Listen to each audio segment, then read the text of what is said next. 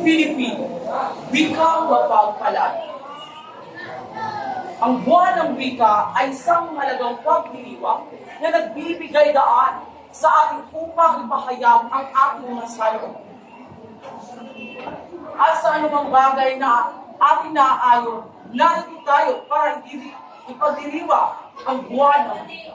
Sa mga kapwa ko pantas, aking minamahal mga guro, at sa pinalangganang nating mga kurado, magandang umaga sa inyong lahat. Ano nga ba ang masasabi ko sa tema na aking nabunot na? Bakit mahalaga ang sa tema na aking nabunot na?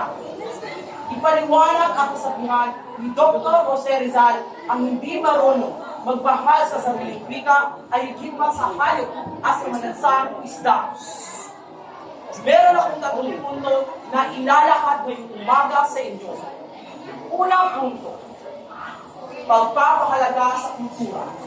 Ang wika ang pangunahing bahagi ng kultura at pagkakakilanlan bilang isang Pilipino. Ang hindi mapagmahal sa sariling wika ay parang pagtatakwil na rin sa sariling kultura at kasaysayan. Pangalawang punto, pagpapanatili ng kalayaan. Ito ang wika ay simbolo ng kalayaan. Kalayaan na dapat natin ingatan. Kalayaan na dapat natin protektahan sa bawat oras na tayo ay bumibigkas ng mga salita. Pangatlo ang panghuling punto. Pagkilala sa sariling identidad.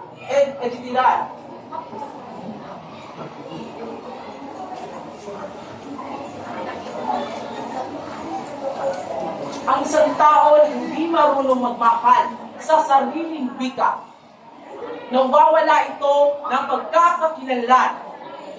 Kaya sinasabing mas masakop na ito sa hayop at sa manansang isda.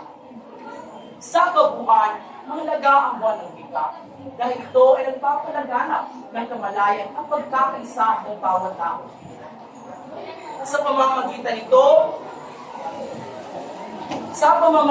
nito, ipinapalakas ang ating identidad bilang isang Pilipino. Bilang isang Pilipino,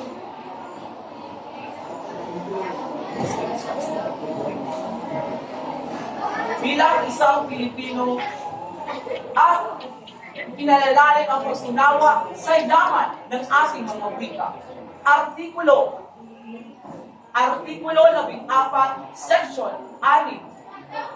Section 6, taong 1987 ng Konstitusyon na nilagdaan ni Manuel L. Quezon.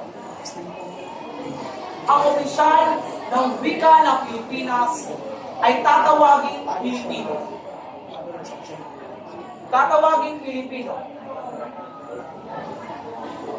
Huwag natin